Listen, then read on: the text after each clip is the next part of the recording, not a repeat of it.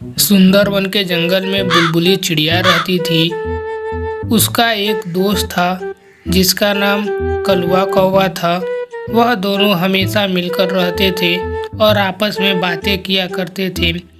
बुलबुली चिड़िया की एक बेटी थी जिसका नाम टुनटुनी चिड़िया था।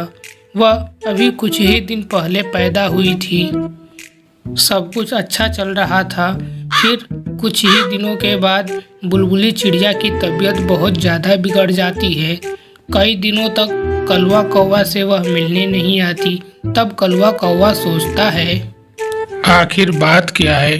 बुलबुली चिड़िया बहुत दिनों से मुझसे मिलने नहीं आई। उसकी तबीयत तो ठीक है। मुझे एक बार जाकर बुलबुली चिड़िया से बात करनी चाहिए। यह सोचकर वह बुलबुली चिड़िया से मिलने के लिए जाता है।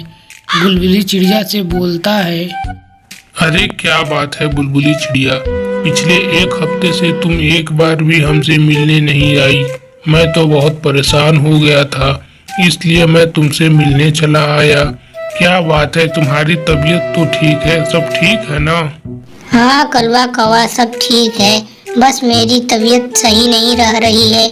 बहुत दिनों से मैं बहुत परेशान रह रही हूँ। अब मैं ऐसी हालत में दाना ढूंढने के लिए कहाँ जाऊँ? मैं बहुत परेशान हूँ। मेरी बच्ची अभी छोटी है, वह भूखी नहीं रह सकती। मेरी तबीयत तो इतनी ज़्यादा खराब है कि मैं दाना ढूंढने के लिए भी नहीं जा सकती। ऐसे ही चुपचाप घर में पड़ी रही हूँ। क्या बुलबुली, ऐसी बात थी तो मुझे क्यों नहीं बताई? मैं तुम्हारे लिए दाना ढूंढ के लाता। मैं अभी जाता हूँ और तुम्हारी बेटी टुनटुनी चिड़िया के लिए दाना ढूंढ के लाता हूँ। मैंने ऐसी आपातकालीन स्थिति के लिए बहुत से दाना इकट्ठा करके एक खुफिया जगह पे रखा हुआ हूँ, जहाँ कोई नहीं जानता। उस जगह का पता किसी को नहीं पता है। मैं अभी जाता हूँ और वहाँ के अनाज तुमको लाके देता हूँ। जब कलवा कौवा वहाँ पहुँचता है तो वहाँ पे एक बोरी भी अनाज नहीं होती।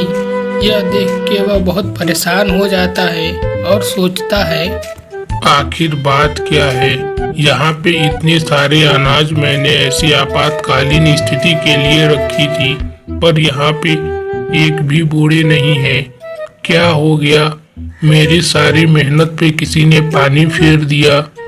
लेकिन इस जगह का पता तो किसी को नहीं था। आखिर सब यह हुआ कैसे?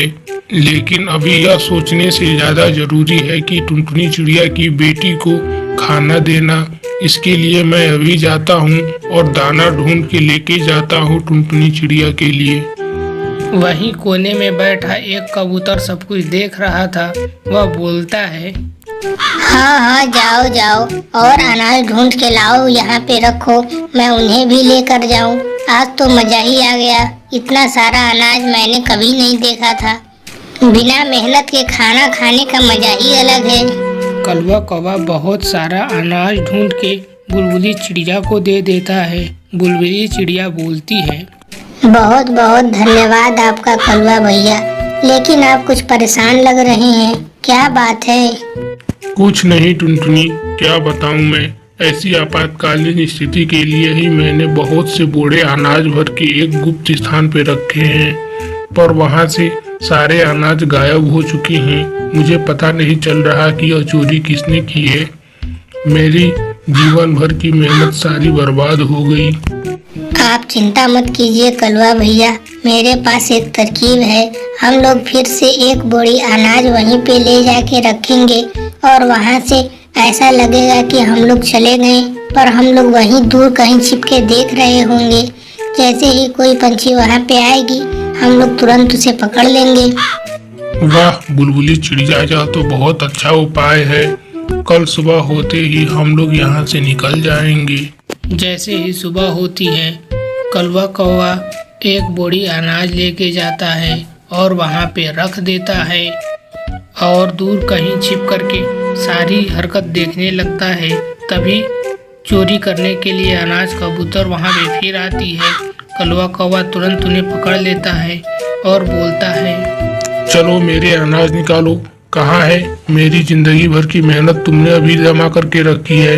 कहाँ है मेरे अनाज? अभी के अभी सारे बाहर निकालो, वरना मैं तुम्हें मार मार के खत्म कर दूंगा। आखिरकार कबूतर मौसी को चोरी किए हुए सारे अनाज देने पड़ जाते हैं।